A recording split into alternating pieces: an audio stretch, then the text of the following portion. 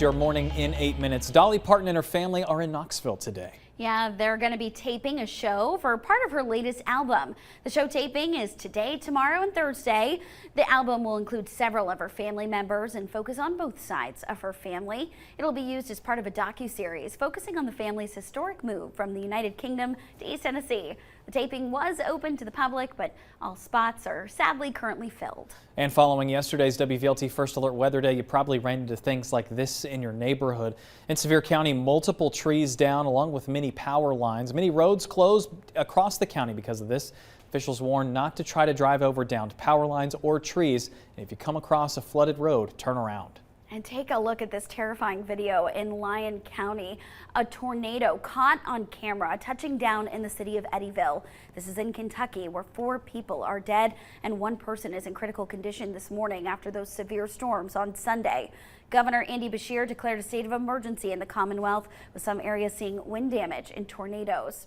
And in Wayne County, a community is left picking up the pieces and cleaning up after severe storms there as well. This is video of the Conley Bottom Marina, heavily damaged this morning because of those storms. Thankfully, though, no one there was hurt. Governor Beshear says some state police communication lines were knocked out and calls had to be routed to other agencies.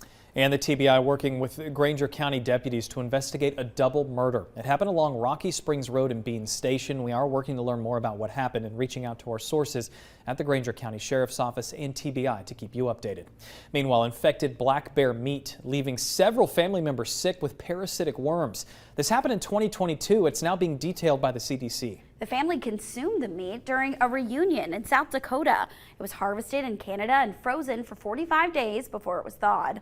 Freezing can kill some parasites commonly found in black bears, but some species of parasites are freeze tolerant. 6 of the 8 people who ate the meat had symptoms consistent with a parasitic roundworm infection, and they had to be hospitalized. Infections can be mild or severe, and symptoms can range from severe muscle pain and fever to life-threatening symptoms like heart problems and breathing trouble. All the family members have since recovered. Many wildlife experts say all bear meat should be considered infected. And beware of calls or emails from someone claiming to be from Best Buy or its Geek Squad support team. The federal report from the Federal Trade Commission found that scammers most frequently impersonate the company, with more than 52,000 complaints.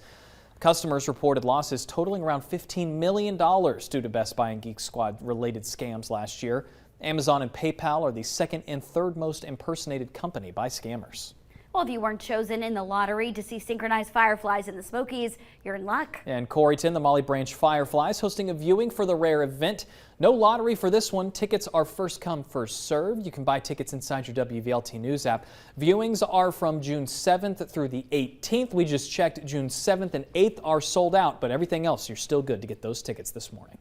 Well, the popular rock band, the Black Keys, is canceling its Knoxville concert in October. We are one of the many cities that are going to get rescheduled. Yeah, the group was set to be in Knoxville as part of the North American leg of their International Players Tour. Refunds being issued right now, and if you got tickets, you will be the first to be able to buy those tickets again once a new date is announced.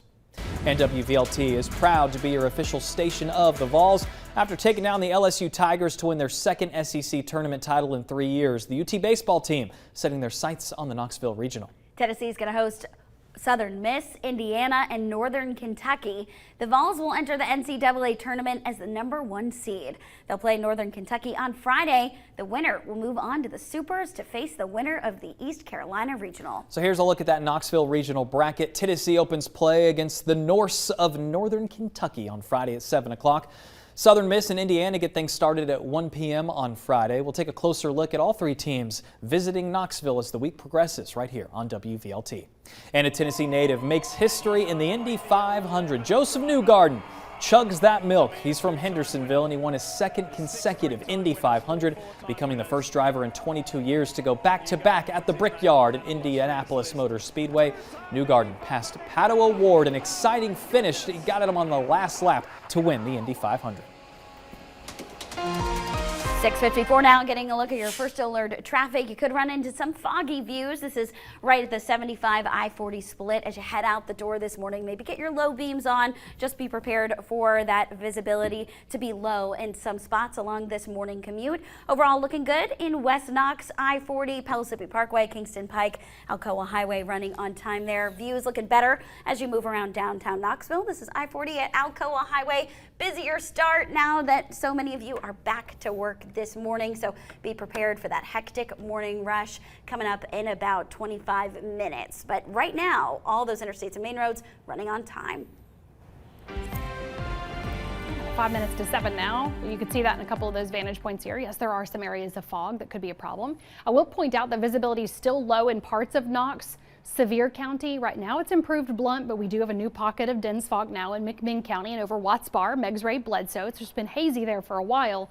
It has been foggy all along the Tennessee-Kentucky line for hours, and then that's been spreading out here. Knox to Union, Jefferson, Granger County, as well reaching out to Cobb County. So this fog that's been in place for hours in southeastern Kentucky will take longer to burn off with the sunshine that's there. You can actually see it here with a few clouds at sun over that fog in Sevier County. So we'll work on that. Right now we're sitting at our low of 63 in Knoxville and Oak Ridge, but 55 Jamestown and Williamsburg.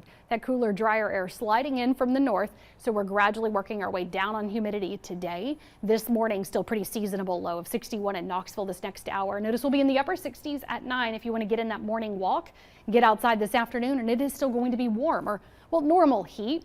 And mostly dry, a little breezy with those gusts around 20 miles per hour out of the southwest today. We're turning those winds around, more of a northwesterly flow guiding in lower humidity the next couple of days. That then gives us some cooler mornings, which helps to keep us below average for your afternoon. So big changes to see and feel. So I'm tracking those stray pop-ups for now and then building humidity to returning rain chances going into next week in that first alert 8-day planner. So got a lot for you coming up on the CW. I don't have the stats in front of me, but it seems like a while we've had 4 days lined up in a row where it's, at least somewhat calm. We all need this. Amen. All right, we're headed over to WBXX, the CW Knoxville. Hope you have a good Tuesday.